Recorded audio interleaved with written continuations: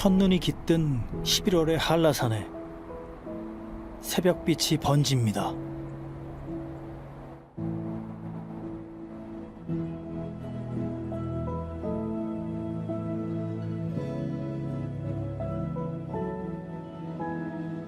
이 계절이 오면 제주의 표고 농가는 다시 분주해집니다.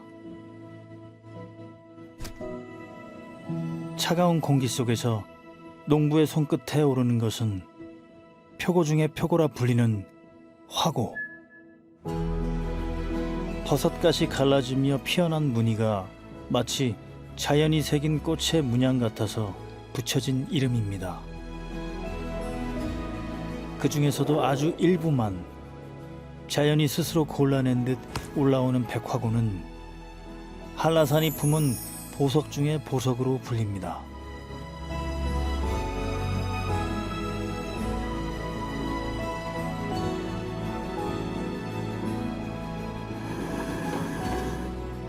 버섯은 오래전부터 인류의 식문화와 건강을 지탱해 온 보이지 않는 조력자였습니다. 그 가운데 표고버섯은 약용과 식용을 넘나들며 세대를 이어온 자연의 지혜 그 자체라고 할 수 있습니다.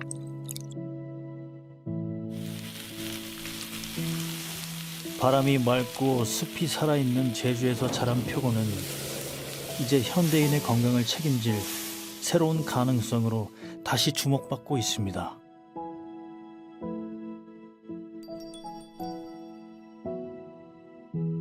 요즘 외식 소비자들이나 셰프들은 좋은 음식이란 좋은 식재료에서 나온다는 것을 잘 알고 있습니다.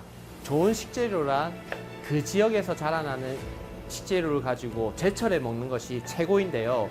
제주 표고버섯은 한라산 자락에서 자라서 맑은 공기와 청정 자연의 기운을 받아서 품질이 좋고 향이 정말 탁월합니다. 숨은 보석과도 같은 식재료 같습니다.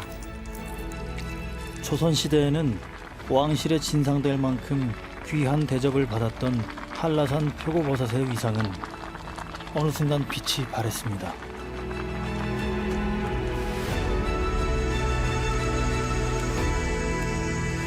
하지만 이제 우리는 지난 1년의 기록을 통해 사라졌던 그 가치를 다시 일으켜 세우려 합니다. 한라산의 자연 속에서 다시 태어나고 있는 제주 표고버섯의 진짜 이야기를 들려드리겠습니다.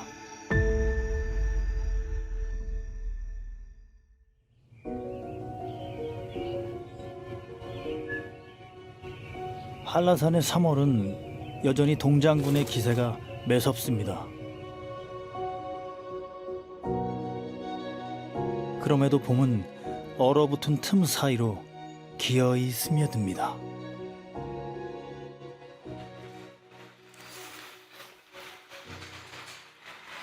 고요하던 산자락이 문득 흔들립니다.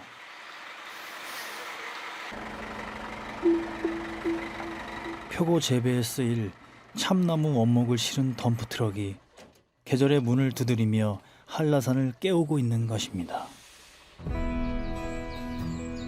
표고버섯은 참나무과 화렵수 원목에서 자랍니다.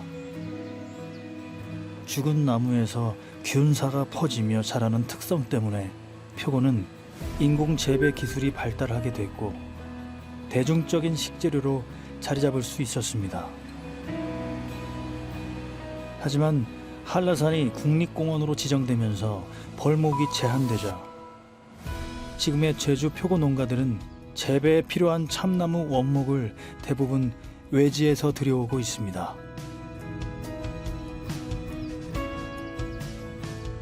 양질의 참나무는 늦가을인 11월부터 초겨울 12월 사이 벌목한 뒤 약 3개월 동안 천천히 수분을 덜어내며 건조 과정을 거친 것이 가장 좋습니다.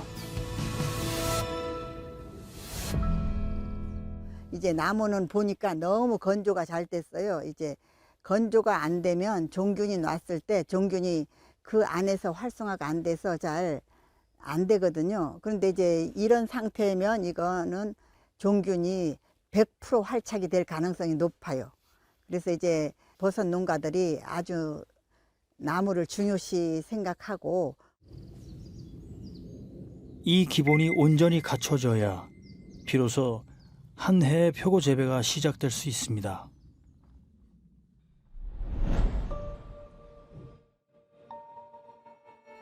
여기서 잠시 이 프로그램을 이해하기 위해 버섯이 어떤 생명이고 어떻게 자라는지부터 살펴보겠습니다.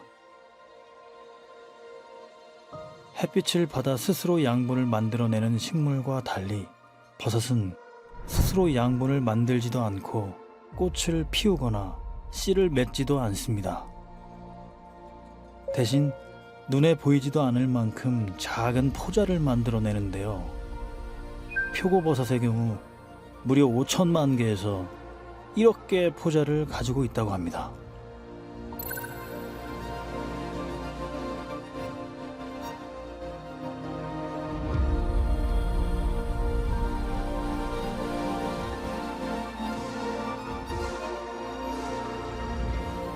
포자가 흙이나 나무 속에 내려앉으면서 새로운 생명이 시작됩니다.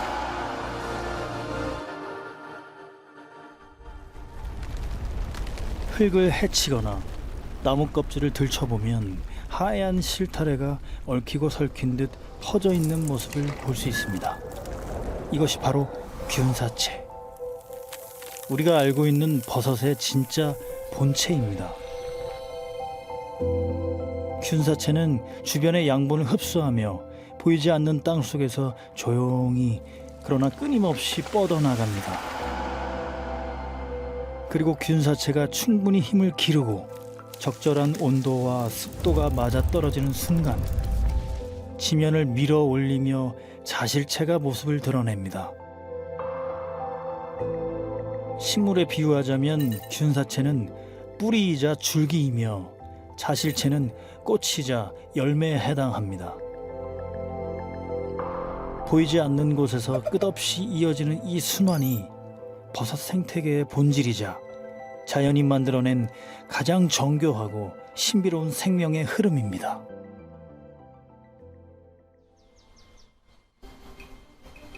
참나무를 들인 지 한 달여가 지났습니다.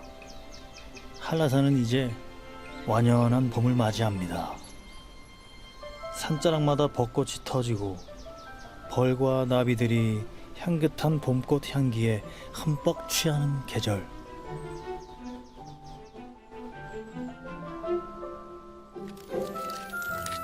표고농가에겐 한 해 농사가 본격적으로 시작되는 순간이기도 합니다. 종균 접종 시기. 말하자면 농작물의 파종 시기에 해당하기 때문입니다.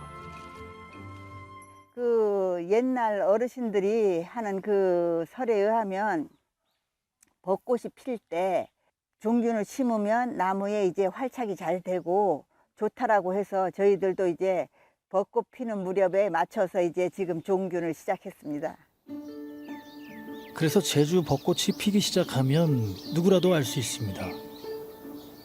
아, 이제 한라산 표고밭에도 접종의 계절이 왔구나 하고 말이죠.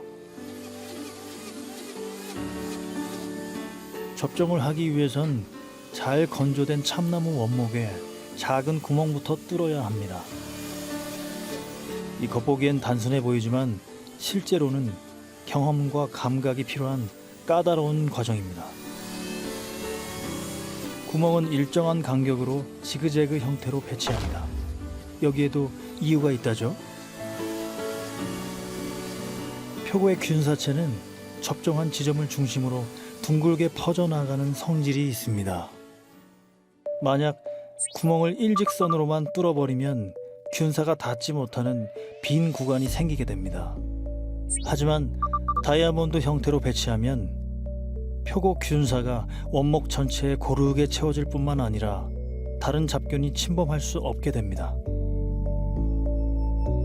이제 준비된 구멍 하나하나에 표고 종균을 밀어넣을 차례. 이게 바로 표고의 씨앗이라 불리는 종균입니다.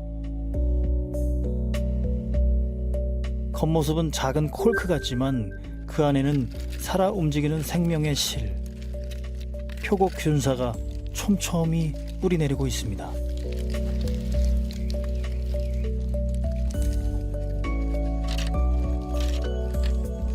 이렇게 종균을 심은 원목은 바로 세워두지 않고 며칠 동안 그 자리에 그대로 눕혀둔다는데요. 그 이유가 또 재밌습니다. 종균도 사람처럼 멀미를 하기 때문에 쉴 시간을 주는 것이라는데 박사님, 그게 맞나요? 선조들도 그냥 바로 세운 자리에서 접종하는 것보다 눕혀놨다가 다시 세우는 게 훨씬 버섯이 잘 나온다는 것들을 경험치로 알고 계셨던 거지요. 사실은 세웠을 때보다 눕혀놔야 이게 땅에서 올라오는 습 때문에 아무래도 이제 습이 좀 더 많이 공급이 되기도 하고, 버섯은요 건드리면서 움직여줘야 자극이 돼서 버섯이 더 많이 발생해요. 그래서 옛날에는 또 그래도 버섯이 잘 안 나면 망치로 때려주면서 버섯나무를 이제 충격을 줬어요. 지금은 하나하나 이렇게 많이 재배하는데 때리면서 다닐 수 없으니까 눕혔다 일으켰다 하는 과정을 통해서 버섯나무에 이제 버섯 나올 시기가 됐어 라고 약간의 충격을 주는 과정이라고 생각하시면 이해하기가 쉽습니다. 오랜 세월 동안 입에서 입으로 전해 내려온 표고 재배법. 숲을 읽고 계절을 읽고 자연의 흐름에 몸을 맞춰온 이 방식이야말로 긴 세월 동안 쌓인 경험의 지혜가 아닐 수 없습니다. 이제 모든 준비가 끝났습니다. 시간이 흐르고 바람이 지나가고 비 한 줄기가 원목을 적시면 표고는 그 속에서 조용히 숨을 틔우겠지요.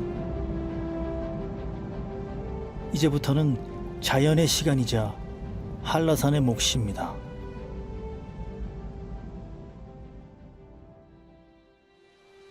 세종실록에는 제주가 임금께 올리던 진상품 목록이 남아 있습니다. 그 안에는 제주 표고버섯도 등장합니다. 왕에게 올리기 위해 별도로 선별 관리했다는 기록. 이미 조선시대부터 제주 표고는 귀한 버섯이었습니다. 1905년 우리나라에서 참나무 원목 표고 재배가 처음 시작된 곳 역시 제주였습니다. 표고 재배의 자연 조건을 완벽하게 갖추고 있었기 때문입니다. 일제강점기에는 이 환경을 이용해 표고를 대규모로 재배했고 한라산 중턱을 따라 군사물자와 표고버섯을 실어 나르기 위한 일명 하치마키 도로를 냈습니다. 이 길은 훗날 임도와 표고 재배지 작업로가 함께 이어져 오늘날 한라산 둘레길의 뼈대가 됩니다. 1970년 한라산이 국립공원으로 지정되면서 또 한 번의 전환점을 맞습니다. 공원구역 내 표고 재배와 참나무 벌채가 모두 금지되었고 농가들은 중산간으로 내려가거나 다른 지역으로 옮겨야 했습니다.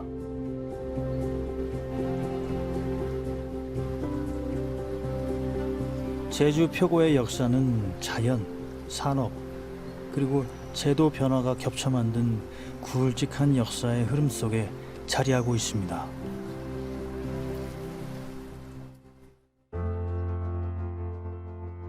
원목 확보가 점점 어려워지고 기후 변화까지 예측하기 힘든 시대. 예전처럼 자연 원목만으로 표고를 키우는 일은 농가들에게 더 이상 쉽지 않은 과제가 됐습니다.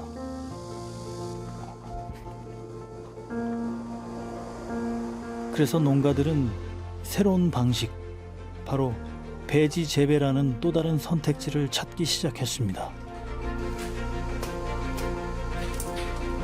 참나무를 잘게 갈아 만든 톱밥으로 숲의 환경을 인공적으로 재현해 그 안에서 표고를 키우는 방법.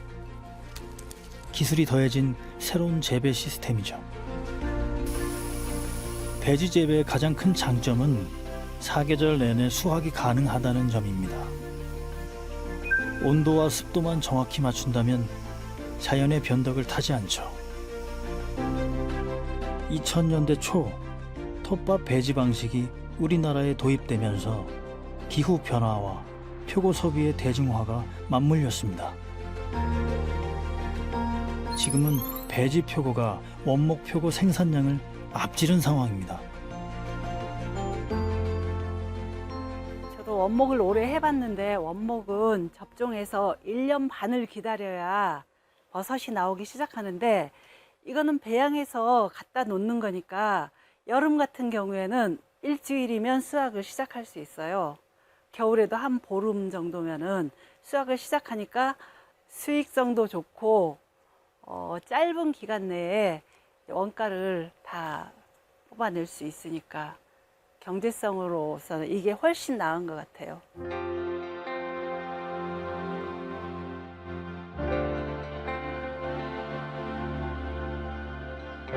참나무 원목 재배의 대안으로 떠오른 배지 재배.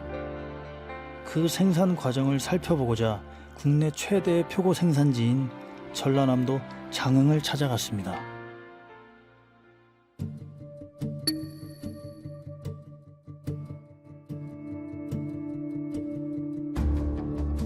이 농가는 직접 배지를 생산해 재배도 하고 다른 농가에 분양도 하고 있습니다.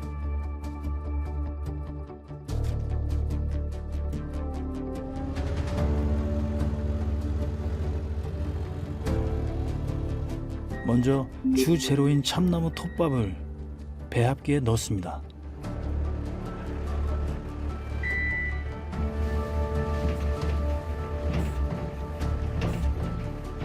여기에 영양원이 되는 소맥피를 섞어줍니다.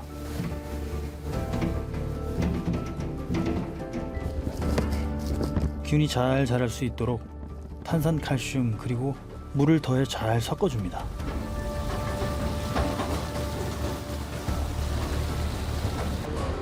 가장 좋은 수분의 양은 58%. 주먹을 쥐었을 때 살짝 배어나오는 정도입니다. 이렇게 완성된 배지의 기본 재료. 예전에는 다 손으로 직접 했던 작업들이라고 하는데요. 요즘엔 자동화 시스템에 의해 비닐 재단부터 포장과 압축까지 모든 공정이 원스톱으로 만들어집니다. 이 농가가 1년 동안 만드는 배지의 수는 약 60만 개. 이 중에 절반은 직접 재배하고 나머지 30만 개는 다른 농장에 분양하고 있습니다. 다 만들어진 배지는 고온 살균 과정을 거치는데요. 곰팡이나 세균 같은 잡균을 완전히 제거해 표고 균사만 잘 자랄 수 있도록 무균 환경을 만드는 과정입니다. 살균이 되면은 식혀가지고 접종을 합니다. 등을 켜지 않고 어두운 상태에서 표고버섯 균이 자라게끔 하는데 보통 한 55일에서 60일 정도. 그 다음에 이제 버섯을 만들기 위한 생식생장. 저희가 이제 명배양이라고 부르는데 75일에서 90일까지 합니다. 총 배지를 배양하는데 시간이 135일에서 150일 정도 해가지고 농가에 출하되고 저희가 자체적으로 재배를 하고 있습니다.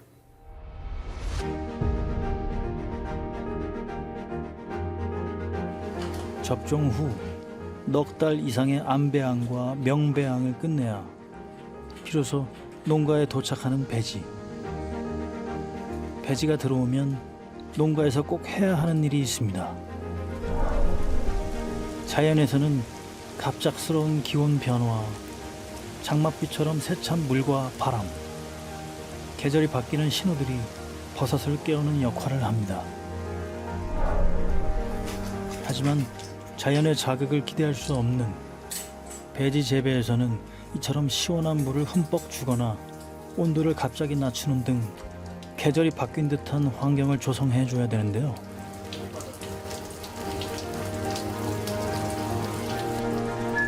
농부들이 인위적으로 신호를 주는 이 과정을 전철이라고 부릅니다.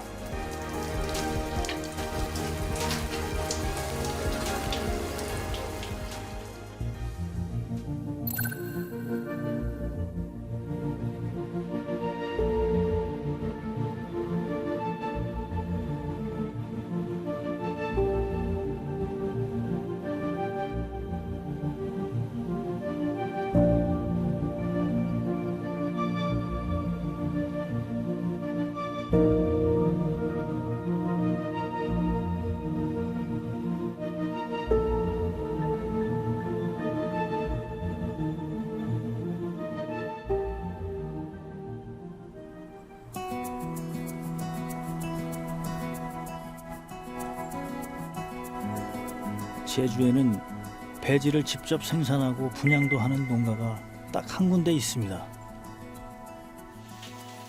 농장주 권도균 씨가 제주로 내려온 것은 지금으로부터 25년 전.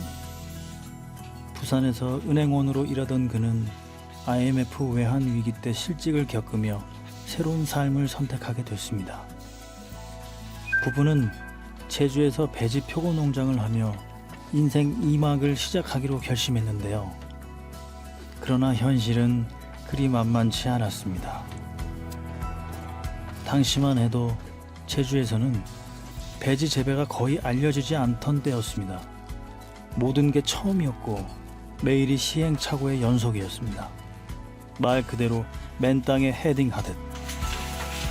책을 찾아 읽고 실패하면 다시 시도하고 필요하면 다른 지역까지 찾아가 교육을 받았습니다. 그렇게 배지 농사를 시작한 이듬해 부부는 종균사 자격증을 취득하게 됩니다. 이걸 기술을 가지고 또 평생 할 수 있는 걸 내 걸로 만들려면 뭔가 이렇게 공부를 해야 되겠다 해서 종균기능사 이걸 1차 필기시험 치고 2차 실기시험이 있는데 실기는 배울 데가 없더라고요. 그래서 제가 경기도 광주에 있는 버섯 시험장에 가서 집사람하고 같이 일주일간 교육을 받았습니다. 그거 받고 이제 시험을 쳐서 둘이 합격하게 된 거죠. 그런데 이 농가에서 쓰는 배지를 보면 앞서 보았던 것과는 모양새가 조금 다릅니다. 길게 눕혀 만든 형태가 아니라 잘 말린 메주를 닮은 둥근 원통형 배지죠. 대만에서 들어온 방식으로 한 덩이 무게는 약 1.5kg. 그리고 상품성이 좋은 표고를 생산하기 위해 배지 하나에서 5송이 정도만 키워내는 방식을 택하고 있습니다. 반면 길쭉한 봉 모양의 배지는 중국에서 들어온 방식으로 무게는 약 3kg입니다. 크기가 2배이다 보니 배지 하나에서 10송이 안팎을 키워내는 것이 일반적입니다. 3kg에서 양이 더 많이 나오겠죠. 많이 나오고 1.5는 거기 반 나오죠. 그러니까 상품을 만들려면 많이 섞어야 되고, 얘가 한 10개만 넣으면 좋은데 한 50개에서 100개씩 눈이 터요. 그럼 나머지는 다 섞어야 돼. 영양분이 한정이 돼 있었어. 배지 모양은 조금씩 달라도 표고가 자라는 과정 자체는 크게 다르지 않습니다.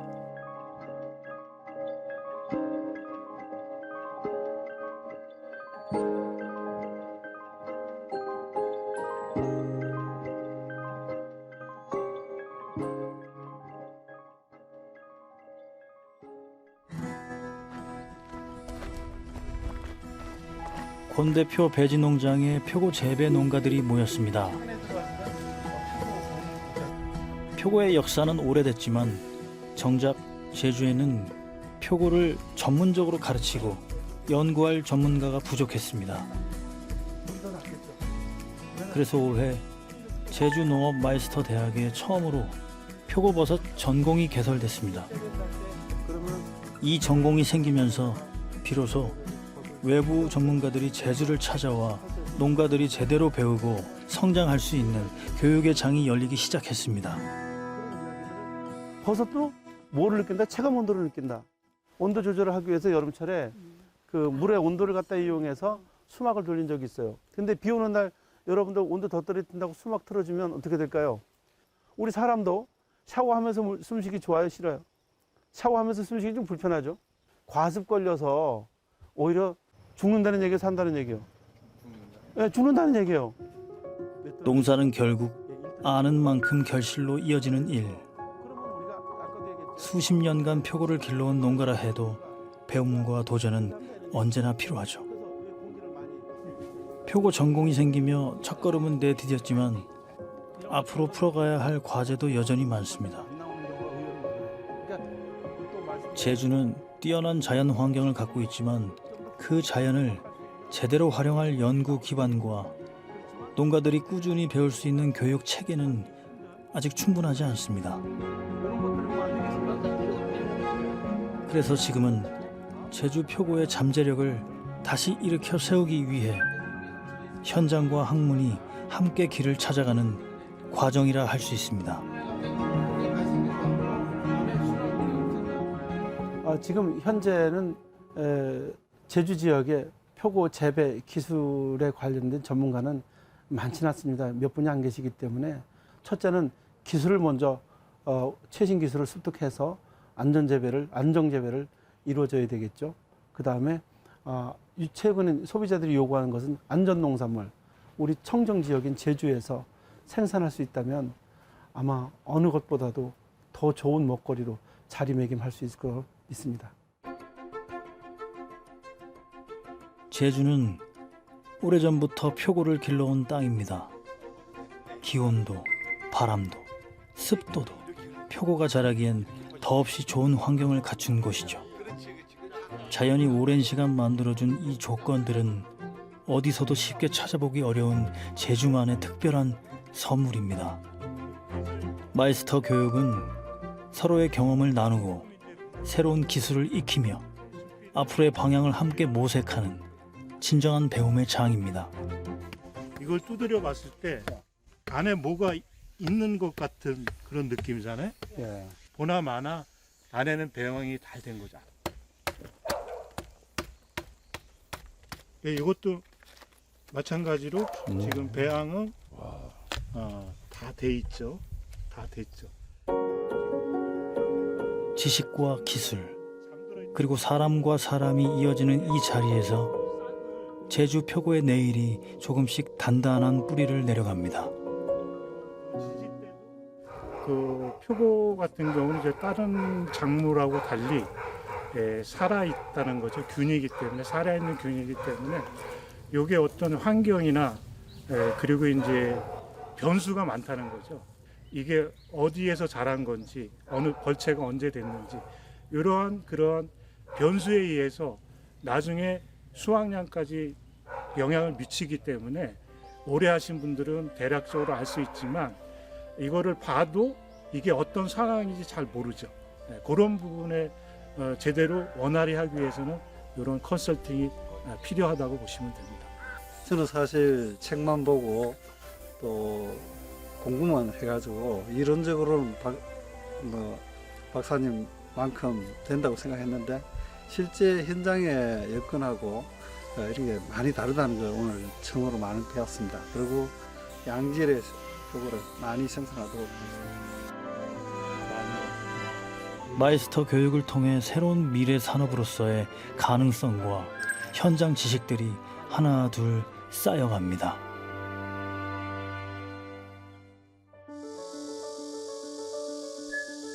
녹음은 이제 한여름의 절정에 이르렀습니다.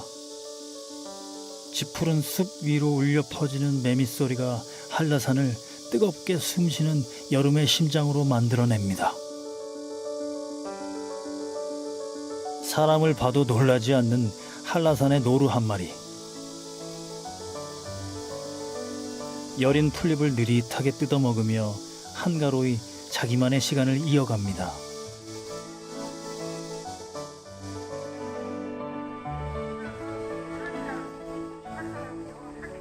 이날 사려니 숲길 인근의 한 원목 표고 농가에는 반가운 손님들이 찾아왔습니다. 전국의 임업인들을 대상으로 한 임업 소득 전문가 양성 교육이 이곳에서 진행된 건데요. 숲에서 안정적인 소득을 만들 수 있는 전문 임업 경영인을 키우기 위한 교육 과정입니다. 재배 기술은 물론 산림 정책과 경영, 마케팅, 유통 전략까지 폭넓게 배우며 임업인들이 실제로 소득을 높이는 데 목표를 두고 있습니다. 이제 2박 3일 전국 임업 후계자들이 오셨는데 우리 표고버섯밭에 한번 와서 표고버섯에 대한 전문 교육을 하고 싶다고 해서 중요한 교육을 하고 있습니다. 제주도 표고가 이런 좋은 환경에서 잘 자라고 있다는 것을 알리고 싶습니다.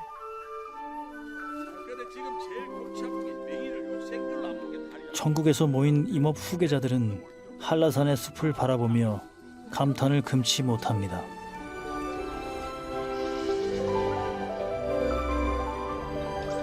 그 귀한 생명과 풍부한 자연 환경이 만들어내는 가치에 모두의 관심이 집중됩니다. 이런 평지 임업이라고 얘기를 하거든요. 여기를 이런 데가 그 육지에는 거의 없습니다. 이런 평지에서 이렇게 원목 표고버섯을 재배한다는 게 정말 뭐 이거는 혜택받은 자연을 품는 거고, 육지는 지금 고온 피해를 받아서 표고가 지금 원목 표고 생산량이 많이 줄고 있습니다. 근데 여기 해발 한 600, 700 고지가 되다 보니까 아주 시원하고, 저온 피해를 받았으면 받았지 고온 피해는 받지 않는다는 이런 조건이 굉장히 없습니다. 그러면 여기에서 고품질의 표고가 생산이 되는 거죠. 한라산 표고밭에서 임업의 미래와 가능성을 직접 마주한 참 의미 있는 시간이었습니다.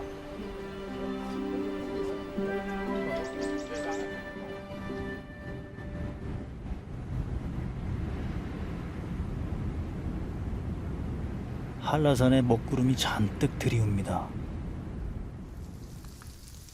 잠시 후 빗줄기가 쏟아집니다.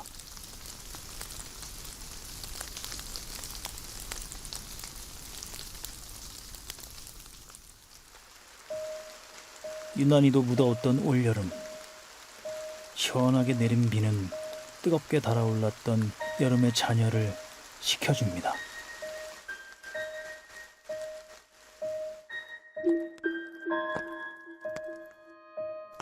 특이한 모양새의 야생 버섯 하나가 눈길을 끕니다.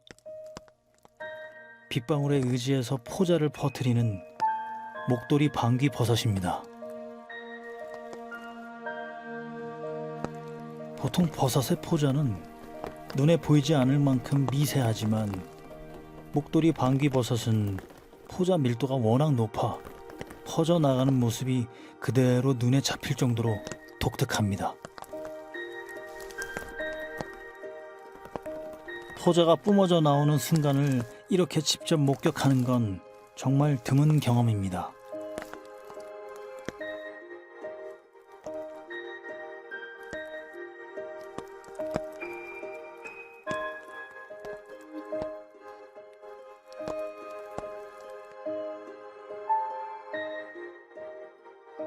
비가 스친 자리마다 새로운 숨결이 차오릅니다.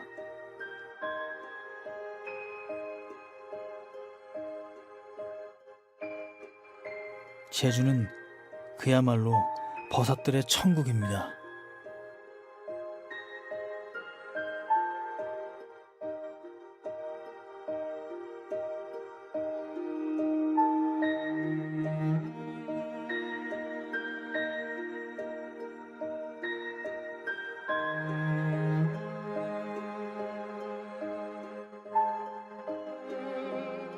한라산을 품은 제주 전역에는 보고된 야생 버섯이 무려 1,100여 종에 이릅니다.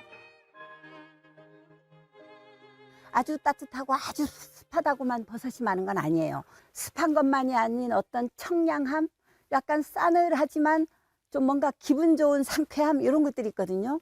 여기가 버섯이 나기 가장 좋은 환경. 제주도에 작년에 데이터 내기로는 1,101종의 버섯이 제주도에 있다라고 논문에 발표됐는데, 논문에 발표되지 않은 종들까지 하면 1,500종 정도의 야생버섯이 있을 거라고 보고 있어요. 그래서 한라산에 다니다 보면요, 야생버섯도 무척 많이 관찰되고 야생 표고도 많고 그렇습니다. 민달팽이 한 마리가 비 내린 숲의 정취를 만끽합니다. 수분이 많고 부드러운 버섯은 달팽이의 작은 치설로도 쉽게 갉아먹을 수 있어 가장 좋아하는 먹이 중 하나입니다.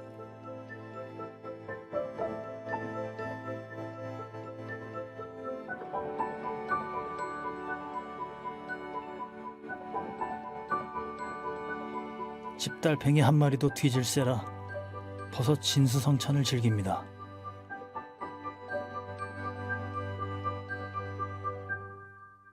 이 작은 순환 속에서 자연은 늘 새로움과 조화를 노래합니다.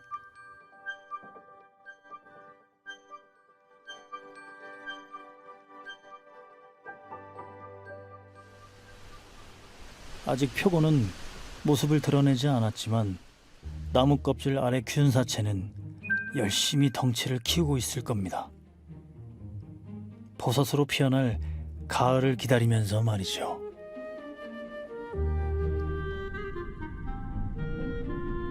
맑은 공기와 습한 숲, 청정한 한라산의 품 안에서 버섯의 생명은 차분히 자라나고 있습니다.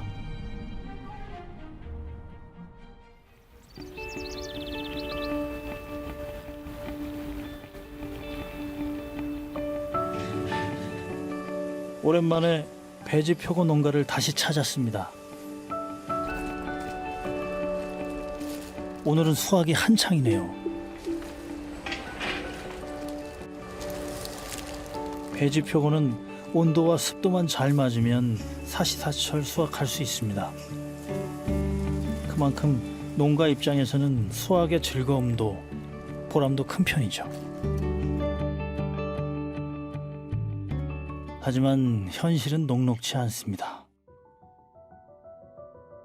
이상 기온으로 여름 더위가 길어지면서 냉방 시설을 거의 쉬지 않고 가동해야 합니다.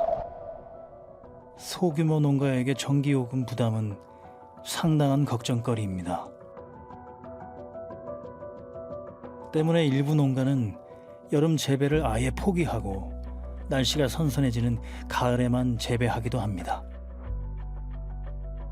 그런데 가을은 전국적으로 출하량이 가장 많은 시기라 가격 경쟁력이 떨어질 위험 부담이 있습니다. 게다가 값싼 중국산 표고가 유입되면서 제주 표고 산업은 점점 더 어려운 상황에 놓이고 있습니다.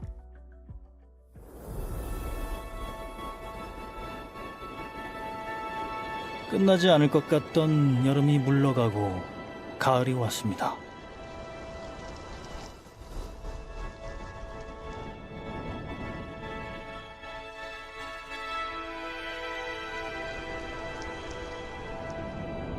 유난히 뜨거웠던 여름을 견디고 드디어 표고가 얼굴을 내밀었습니다.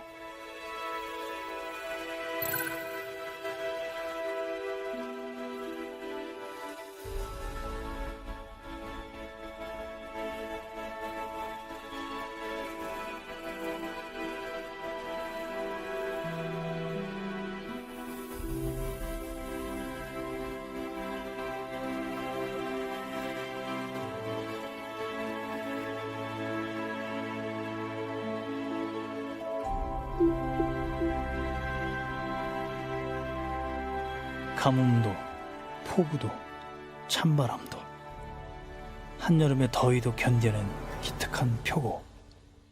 농부는 오래 알고 지낸 생명을 다루듯 표고를 살포시 비틀어 따올립니다.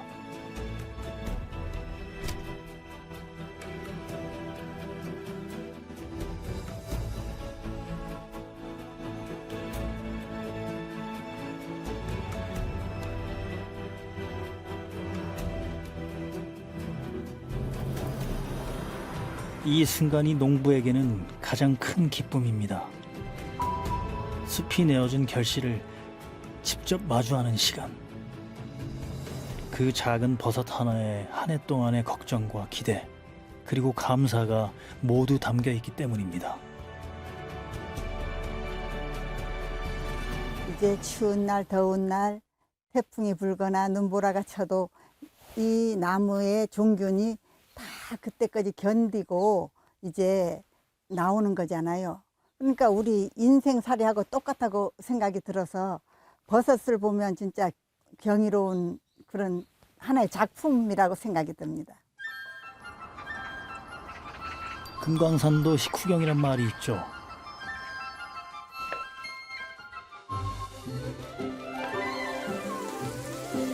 갓 따낸 표고와 두툼한 삼겹살이 팬에 오릅니다.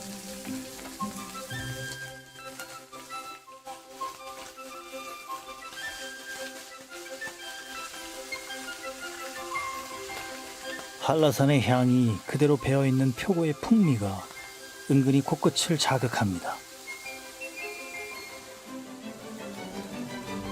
한라산의 표고는 맛과 품질 모두 뛰어납니다. 이는 누구도 부인할 수 없는 사실이죠.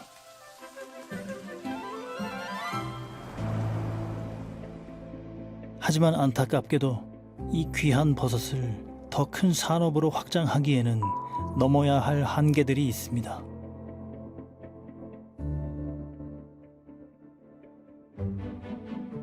오래전부터 버섯 산업을 키워온 곳, 전남 장흥군으로 향합니다.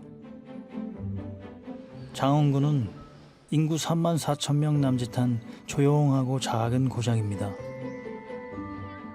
산과 바다가 맞닿은 지형 덕분에 사계절이 뚜렷하고 연평균 기온도 13도 안팎으로 온화합니다.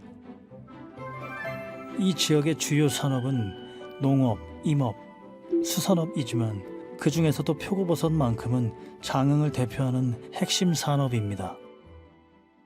전국 원목 표고 생산의 25% 이상, 전남 생산량의 75% 이상이 장흥에서 나옵니다. 장흥군에서도 원목 표고의 중심이라는 유치면에 왔습니다.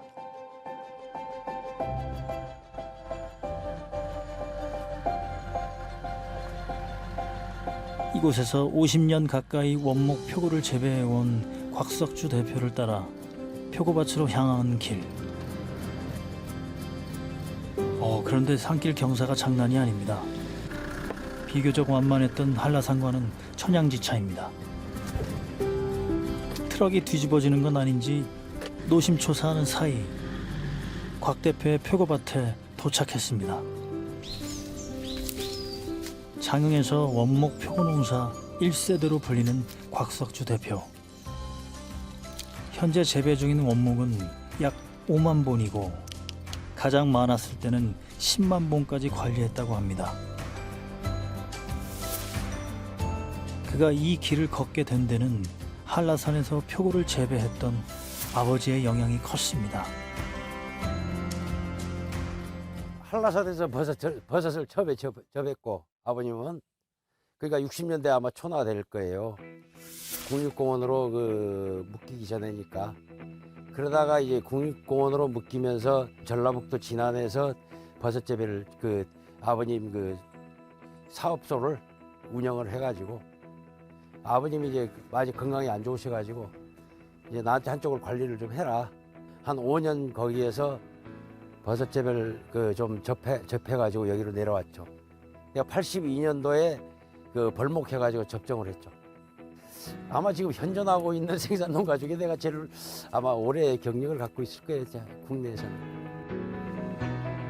곽 대표는 반세기 동안 표고버섯 한 길만을 걸어온 사람입니다. 그 성실함과 애정은 장흥 표고를 오늘의 대표 특산물로 자리 잡게 한 힘이었습니다. 왜 하필 장흥이었을까? 그는 두 가지 이유를 들었습니다. 제주를 닮은 온화한 기후와 당시 비교적 낮았던 땅값입니다. 표고 농사하기 좋은 여건이 그를 이곳으로 이끌었던 것이죠. 여기에 장흥군의 지원도 든든한 버팀목이 됐습니다. 초기 자금이 턱없이 부족하던 때 행정에서는 저금리 융자를 통해 숨통을 틔워줬고 또 원목 벌채 규제를 완화해준 덕분에 그가 일어서는 데 큰 힘이 되었습니다. 행정이라는 것은 민의의 가려운 데를 긁어주잖아요. 그럼 이 가려운 데를 얘기를 해야 돼요. 그럼 우리 지역에서는 버섯나무가 거의 지금 고갈되다시피 했죠. 이제 남아있는 건 구유림이에요. 처음에 간벌. 이것도 못마땅하니까 자꾸 요구를 하잖아요. 이거 좀 풀어달라.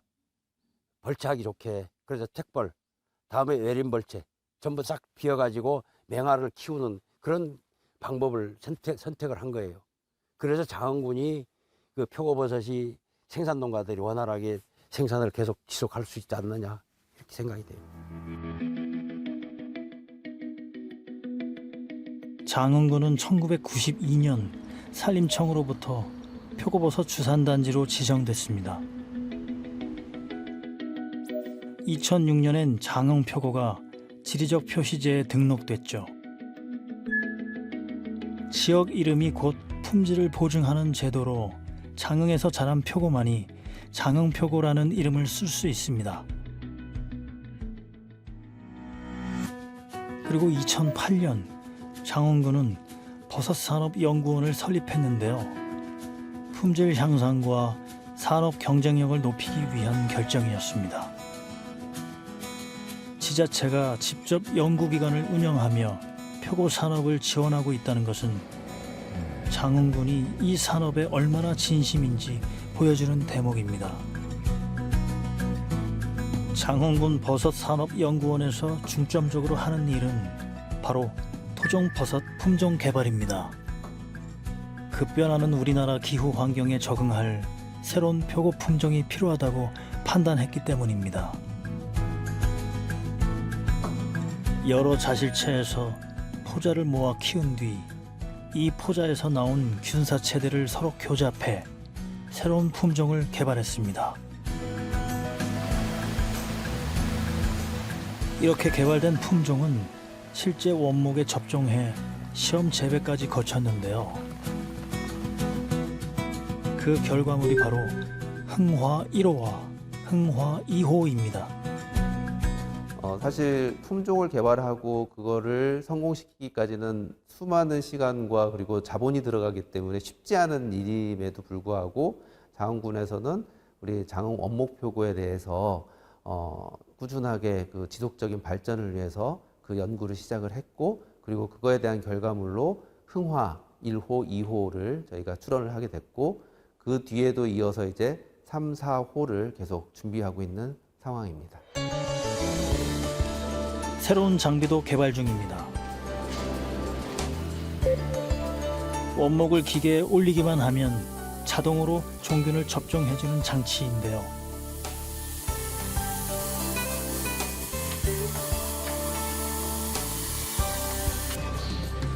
이 장비가 상용화되면 10사람이 해야 할 일을 기계 한 대가 대신할 수 있겠죠.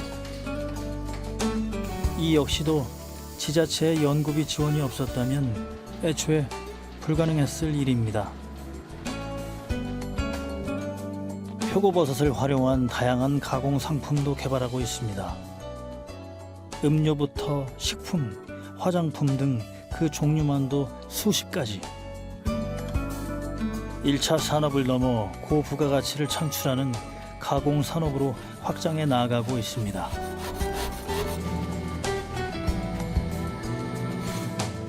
여기에 더해 장흥군은 올해 미래 산업을 준비하는 진균류 바이오 헬스 소재 상용화 지원 센터를 세웠습니다. 버섯, 효모, 곰팡이 같은 진균류를 활용해 신약 개발과 건강기능식품까지 바라보는 바이오 산업에 발을 디딘 겁니다. 이처럼 장흥은 단순한 표고 산업을 넘어서 지역의 미래 먹거리까지 준비하는 단계에 와 있습니다. 저희들이 이제 다른 지역과는 좀 차별화되어 있다라고 생각할 수 있는 것이, 버섯이라는 것 자체를 처음 1차 산업의 원물로부터 시작해서 가공, 그리고 또 미래 먹거리까지의 이 3개 축을 계속 이어가면서 세대 변화를 이끌어갈 수 있어요.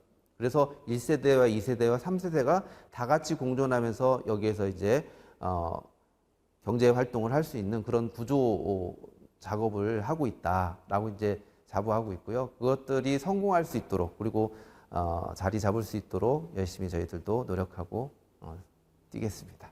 네. 지난 11월엔 제주 임산물 홍보 대전이 열렸습니다. 제주에서 생산되는 임산물을 한자리에 모아 소개하고 농가의 새로운 판로를 찾기 위해 마련된 제주 대표 임산물 박람회입니다. 올해 현장에서 가장 큰 관심을 모은 건 뜻밖에도 표고버섯으로 만든 햄버거였습니다. 고기처럼 쫄깃한 식감. 하지만 훨씬 가볍고 건강한 재료. 표고버섯 패티를 맛본 방문객들의 반응은 예상보다 뜨거웠습니다. 표고버섯 패티를 개발한 제주대학교 식품생명공학과 연구실을 찾았습니다.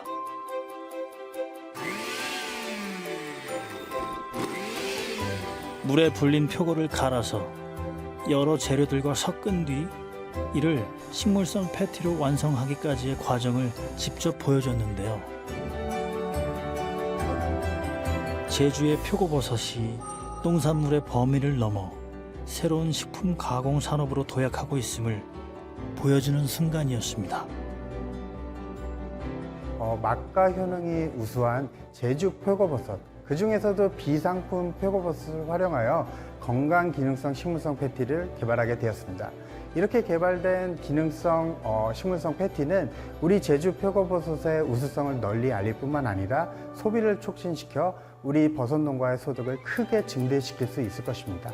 또한 우리 제주 표고버섯을 활용한 고부가 가치 신산업 활로를 개척할 수 있을 것으로 기대됩니다.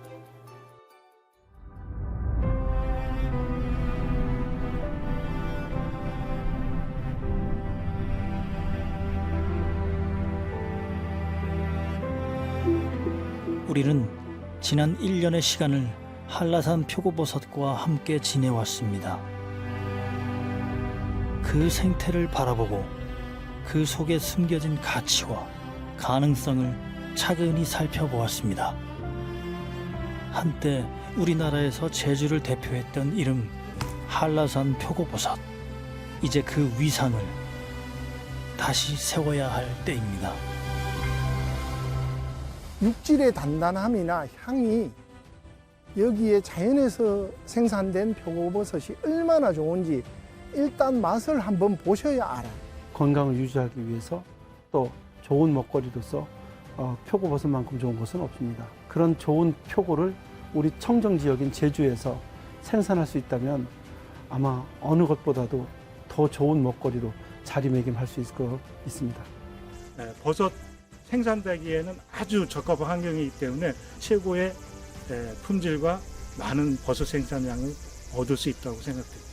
팜투어를 통해서 직접 농장을 경험할 수 있게 하고 얼마나 좋은 환경에서 이제 얼마나 친환경으로 유기농 인증, 브랜드화 재배하고 있는 이런 모습들을 소비자가 직접 보면서 소비할 수 있도록 이제 제주형 6차 산업을 활성화시키려고 노력을 하고 있고요.